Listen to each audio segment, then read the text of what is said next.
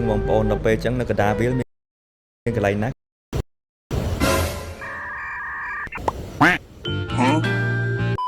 ជំរាបសួរហើយនឹងសួស្តីបងប្អូនទាំងអស់គ្នាជួបជាមួយខ្ញុំបាទហុកសៀនទៀតហើយវីដេអូនេះខ្ញុំនឹងធ្វើ challenge ជិះម៉ូតូពីភ្នំពេញមកកាន់ខេត្តកែបដើម្បីបោះតង់មួយយប់ហើយស្អែកឡើងទៅភ្នំពេញវិញហើយនេះគឺជាបទពិសោធន៍នៃការបោះតង់លើកទី1របស់ខ្ញុំមកលើកទី1ប៉ុន្តែមកបោះតង់ម្នាក់ឯងជាតើចង់ដឹងថាខ្ញុំជួបរឿងអ្វីខ្លះតាមដានវីដេអូទាំងអស់គ្នាបាទនៅពេលនេះយើងចាប់ដើមធ្វើដំណើរពីក្រុងភ្នំពេញទៅកាន់ខេត្តកែបហើយការធ្វើដំណើររបស់ខ្ញុំចូលជាង3ម៉ោង4ម៉ោងដែរបងប្អូនដោយសារអីដោយសារតែផ្លូវកន្លែងខ្លះគេទៅធ្វើថ្មីទៅពេលចឹងជិះរៀងយឺតចឹងណាបងប្អូនតែសប្បាយនិយាយថាពេលខ្ញុំជិះម៉ូតូពីភ្នំពេញមកខេត្តកែបបងប្អូនគឺតាមផ្លូវភ្លៀងរហូតហ្មងភ្លៀងវាមកជុំតែងុំតែអត់ទាន់ទិញអាវភ្លៀងបងប្អូនដល់ពេលចឹងនៅកណ្ដាលវាលមានកន្លែងណាគេលក់អាវភ្លៀងគិតទៅវាក៏ហែងវិញដែរភ្លៀងវាអត់ចំខ្លាំងបងប្អូនវាចំទៅស្រែក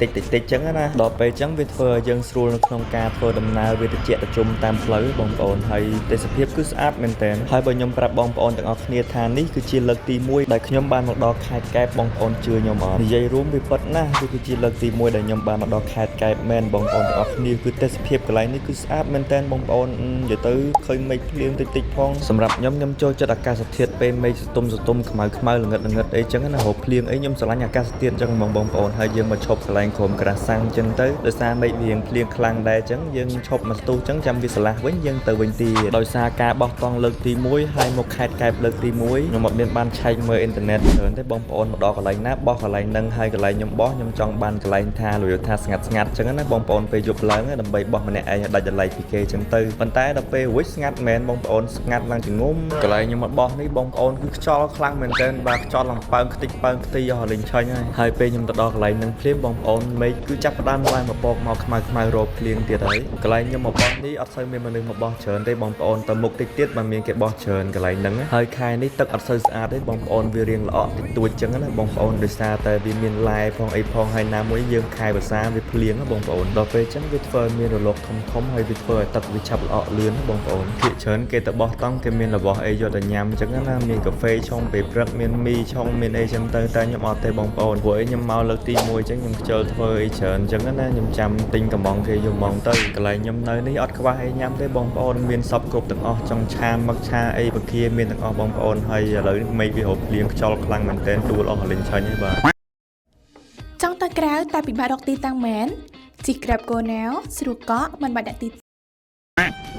បងប្អូនអាចមើលឃើញពីចម្ងាយហើយមេឃចាប់ផ្ដើមភ្លៀងដេញមកហើយពីចម្ងាយហ្នឹងឡើងល្ងិតឈឹងហើយបាទហើយខ្ញុំចាប់ផ្ដើមថតចឹងទៅនេះគឺភ្លៀងមកដល់ធឹមកន្លែងនេះហើយបងប្អូនអាចឃើញបានថាពេលមេឃអត់ភ្លៀងខ្យល់ខ្លាំងដល់ពេលមេឃភ្លៀងមកខ្យល់មកម្ដងឡើងចង់ប៉ើងអស់លេងឆាញ់ហើយបងប្អូននិយាយមែនហើយបើកតេលវិញបងប្អូនខ្ញុំដាក់ដុំថ្មកោលពីលើបងប្អូនមិនដែរខ្យល់ខ្លាំងពេកធ្វើឲ្យប៉ើងដុំថ្មអញ្ចឹងខ្ញុំមកឈរពីលើបណ្ដោយនិយាយទៅអាកាសធាតុបោះតង់ពេលមេឃភ្លៀងអីចឹងសប្បាយបងប្អូនមានអារម្មណ៍ថា fresh ហ្មងហើយណាមួយយើងដេកវាអត់សូវក្តៅផងបងប្អូនអ្នកធ្លាប់បោះតង់គាត់ដឹងហើយដល់ពេលបោះតង់ម្ដងហប់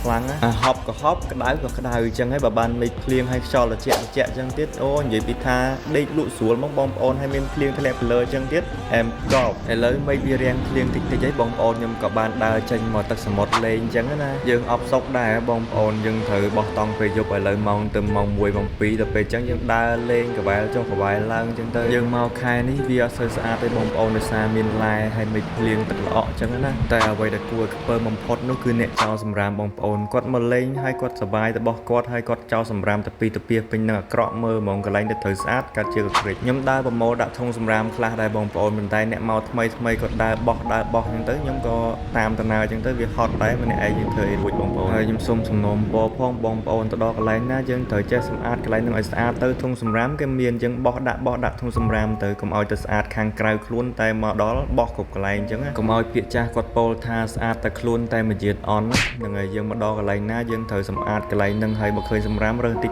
តួចអញ្ចឹងទៅកុំមកដល់បោះចោលថែមវាអាក្រក់មើលណាឥឡូវចូលមកដល់សាច់រឿងយើងវិញបាទកន្លែងដែលខ្ញុំមកបោះតង់នេះគេហៅថាឆ្នេរអង្គរបងប្អូននៅខេត្តក កែបហើយកន្លែងគេបោះតង់នៅចុង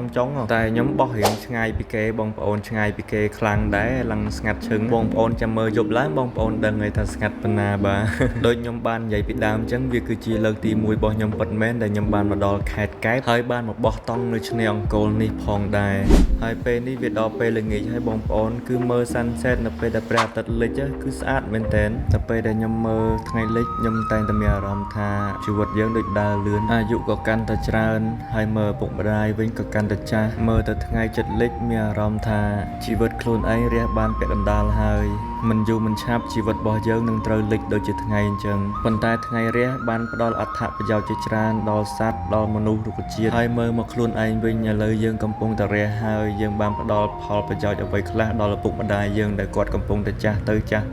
ហើយយើងបានផ្ដល់ផលប្រយោជន៍អ្វីខ្លះដល់ខ្លួនឯងនៅពេលនេះឥឡូវផ្អាកពីការកាត់ច្រើនយើងមកញ៉ាំបាយទាំងអស់គ្នាបាទញ៉ាំបាយឲ្យទៀងពេលបានល្អបងប្អូនខ្ញុំតែល្ងាចឡើងចាប់ផ្ដើមរកឲ្យញ៉ាំហើយមកហូបអត់ពិបាករកទេបងប្អូនដោយសារចាយនៅខាងមុខហ្នឹងគាត់មានលក់សពគ្រប់ចឹងហើយមានសិតតែគ្រឿងសមុទ្រស្រស់ហើយខ្ញុំអង្គុយញ៉ាំដូចបងប្អូនបានឃើញចឹងគឺមកញ៉ាំម្នាក់ឯងម្នាក់ឯងចឹងទៅបានគេហៅហូបបាយអារម្មណ៍នៅពេលដែលមានគេស្គាល់គេថាអូបងឯងធ្វើវីដេអូហ្នឹងមែនមានអារម្មណ៍ថាសប្បាយដែរបងប្អូនហើយមើលម្ហូបគួរឆ្ងាញ់មែនតើបាទខ្ញុំយកឆាមឹកម្រេចខ្ចីបងប្អូនហើយម្រេចខ្ចីហ្នឹងគឺយើងញ៉ាំបានណាអ្នកខ្លះអត់ចេះញ៉ាំប៉ុន្តែសម្រាប់ខ្ញុំញ៉ាំបានទាំងអស់ម្ហូបខ្ញុំអត់ចេះរើសទេបងប្អូនមានដឹងអត់ម្រេចខ្ចីហ្នឹងគឺវាមានអត្ថប្រយោជន៍ល្អណាសម្រាប់សរីរាង្គកាយរបស់យើងណានិយាយទៅបងប្អូនគុណសម្បត្តិរបស់ម្រេចខ្ចីហ្នឹងវាជួយជំនួយទៅដល់ការរំលាយអាហារជួយការពារជំងឺមហារីកក្រៅពីនេះវាជួយសម្រួលអាការៈឈឺក្បាលនិងឈឺសន្លាក់អីចឹងទៅបងប្អូនហើយនេះគឺជាពេលវេលាដែលយើងត្រូវសម្រាប់អង្គុយញ៉ាំបាយឆ្អែតចឹងទៅបងប្អូនពីព្រោះដល់ម៉ោងយប់យើងមានការងារច្រើនត្រូវធ្វើដូចជាការរៀបចំតង់ការរៀបចំកន្លែងដេករកកន្លែងដេកហើយនឹងមួយទៀតគឺយើងត្រូវមុជទឹកឲ្យស្អាតដើម្បីមកដេកក្នុងតង់ចឹងណាបងប្អូនឥឡូវនេះបងប្អូនពេលវេលាបានដល់ពេលយប់ហើយនិយាយតាមត្រង់ទៅបងប្អូនតង់ដែលខ្ញុំយកមកបោះនេះគឺជាតង់ដែលខ្ញុំទិញថ្មីហ្មងហើយយកមកអនបុកតែម្ដងបាទនិយាយទៅដោយសារខ្លួនឯងដែលបងប្អូនទិញតង់ថ្មីយកមកបោះហើយអត់ចេះតឡើងទេណាបងប្អូនខ្ញុំមើលតាម YouTube បានមក plan ហ្នឹងជាលឿនតឡើងហើយខ្ញុំបោះតង់ហ្នឹងគឺនៅចិត្តមាត់សមុទ្រទៀតបងប្អូន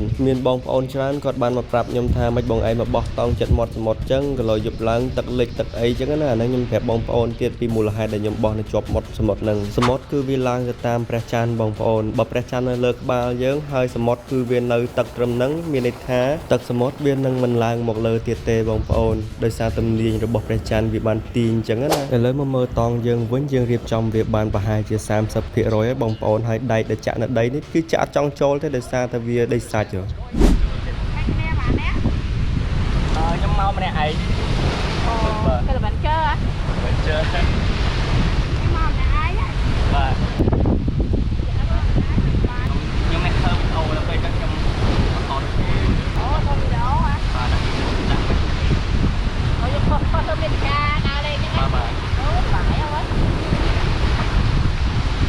បានពួកគាត់មកសួរនាំចឹងទៅខ្ញុំមានអារម្មណ៍ថាសប្បាយដែរបងប្អូនដូចខ្ញុំនិយាយចឹងខ្ញុំមកបោះនេះគឺកន្លែងអត់សូវមានគេមកបោះពីមុនទេបងប្អូនគេបោះនៅកន្លែងផ្សេងខ្ញុំមកបោះឆ្ងាយពីគេចឹងណាហើយកន្លែងដែលខ្ញុំបោះនេះសបោតែអ្នកមកញ៉ាំអីច្រើនជាងអ្នកមកបោះតង់ឥឡូវតង់យើងធ្វើបាន 70% ហើយបងប្អូនហើយយើងដេកទាំងចឹងក៏បានដែរបងប្អូនលុះត្រាតែមេឃអត់ភ្លៀងចឹងណាតែបើមានមេឃភ្លៀងយើងដាក់អាពណ៌ទឹកក្រូចតង់ពីលើមកតង់ទៀតដើម្បីកុំឲ្យវាជ្រាបទឹកបងប្អូនហើយបញ្ចូលសលេងនេះរៀងដោយសារតែរៀងផ្ដាសាយបងប្អូន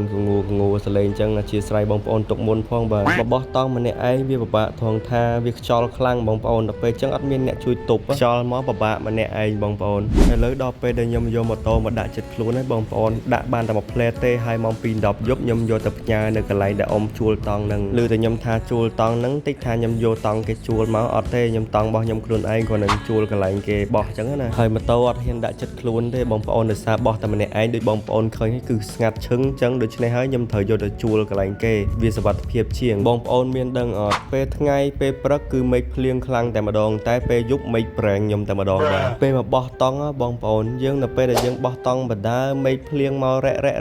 ឬក៏ខ្លាំងឬក៏ខ្សោយមិនក៏ដោយឲ្យតែមេឃភ្លៀងមកគឺមានអារម្មណ៍ថាស្រស់ស្រាយតែម្ដងដល់ពេលខ្ញុំមកនេះមេឃអត់ភ្លៀងទេប៉ុន្តែវាផ្គរខ្លាំងវាភ្លៀងនៅខាងកន្លែងផ្សេងចិត្តគ្នាហ្នឹងហើយការបោះតង់លើកទី1របស់ខ្ញុំគឺនិយាយទៅដល់ផ្គរតែម្ដងបាទក្តៅក៏ក្តៅហប់ក៏ហ ប់និយាយទៅខ្ញុំអត់ចេះនៅក្នុងតង់បងប្អូនដឹងមិនតែថាបងប្អូនទៅបោះតង់នៅកន្លែងណាដែលមានអាកាសធាតុត្រជាក់បងប្អូនគឺបោះតង់ដេកលក់ស្រួលហ្មងតែមកបោះកន្លែងនេះវាត្រជាក់មែនបងប្អូនខ្យល់ខ្លាំងក៏ខ្យល់ខ្លាំងដែរប៉ុន្តែវាដឹងកើតអីខ្ញុំតែអត់លក់បងប្អូនថប់ឈឹងហ្មងប្រហែលមកពីការបោះតង់លើកទី1របស់ខ្ញុំហើយបងប្អូនហើយមើលយប់ឡើងបងប្អូនបានឃើញហើយគឺជុំវិញខ្លួនគឺស្ងាត់ល្ងឹតឈឹងតែម្ដងបាទហើយខ្ញុំសួរទៅបងប្អូនណាហ៊ានមកបោះដូចខ្ញុំបោះលើកទី1មកកន្លែងស្ងាត់ឈឹងទៀតកប់សេរីតែម្ដងបាទអែមឥឡូវនេះបងប្អូនមើលម៉ោង3ជាងហើយខ្ញុំដេកមានលក់ណាបងប្អូនដោយសារវាហប់ហើយងើបមកស្ងាត់ឈឹងជុំវិញខ្លួនដល់ពេលអញ្ចឹងមានអារម្មណ៍ថាស្រាវឆ្អឹងខ្នងអញ្ចឹងបងប្អូនបើយើងមកបោះជុំគ្នាអត់អីទេមកបោះម្នាក់ឯងវល់បដៅ What is that? What the hell?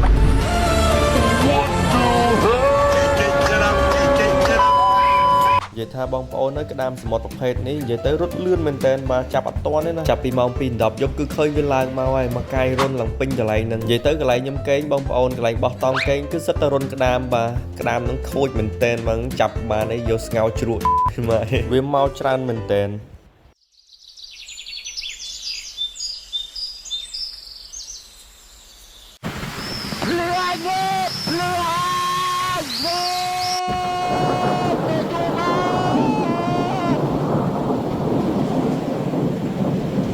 ឥឡូវនេះមេឃព្រឹកហើយក៏ដល់ពេលដែលយើងត្រូវទៅវិញដែរយើងចាប់ដើមរៀបចំអីវ៉ាន់របស់យើងដាក់លើម៉ូតូវិញចង់ឲ្យវាជាប់ចឹងទៅងើបមកអត់តន់តែមុជទឹកសាបទេណាបងប្អូនគឺខ្ញុំដើរតែមុជទឹកសមុទ្រលេងបាទបងប្អូនបានឃើញហើយកន្លែងខ្ញុំបោះតង់ហើយកន្លែងទឹកសមុទ្រគឺវានៅឆ្ងាយគ្នាវិញម្ដងដូចខ្ញុំនិយាយចឹងណាដោយសារព្រះច័ន្ទចឹងណាយើងមកលេងពេលព្រឹកចឹងទៅវាអត់ល្អក់ហើយណាមួយទឹកវាអត់សូវមានរលកធំដូចបងប្អូនបានឃើញចឹងខ្ញុំមកលេងសមុទ្ររាល់ដងខ្ញុំស្អប់ទៅត្រង់ថាទឹកសមុទ្រវាចូលមាត់ចូលភ្នែកគឺប្រៃហើយផ្សាភ្នែកបងប្អូនដល់ក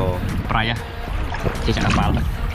ខ្ញុំចេះហែលទឹកតិចដែរបងប្អូនហើយខ្ញុំហែលនេះខ្ញុំហែលចាក់អាប៉ាល់ខ្ញុំដាក់ដៃឡើងមកលើចឹងទៅខ្ញុំហែលប្រើតែជើងឯងបងប្អូនសម្រាប់ខ្ញុំហែលទឹកសាបគឺវាស្រួលជាងទឹកសមុទ្របងប្អូនព្រោះអីទឹកសមុទ្រពេលចូលភ្នែកវាផ្សាចូលមាត់វាប្រៃហើយមួយវិញទៀតពិបាកហែលដោយសារទឹករលកវាបក់មកចឹងយើងហែលវាអត់នឹងបន្ទាប់ពីមុជទឹកប្រៃរួចហើយយើងមកមុជទឹកសាបម្ដងបងប្អូនសាកតែបងប្អូនមុជទឹកសមុទ្ររួចអត់មកមុជទឹកសាបមើលបងប្អូនបើមិនជិះទៅផ្ទះវិញដូចត្រីងៀតឡើយមានអីដោយសារទឹកសមុទ្រវាប្រៃដល់ពេលចឹងវាប្រឡាក់យើងរួចស្រាប់ជិះទៅវិញត្រីងៀតបដៅពេលនេះវីដេអូយើងបានមកដល់ទីបញ្ចប់ហើយបងប្អូនជួយចុច Subscribe ឬក៏ Follow Page ម្នាក់មួយដើម្បីជួបខ្ញុំនៅវីដេអូក្រោយៗទៀតបងប្អូនអរគុណបងប្អូនទាំងអស់គ្នាសម្រាប់ការតាមដានវីដេអូមួយនេះ Subscribe និង Follow ដើម្បីបានជីវិតភីង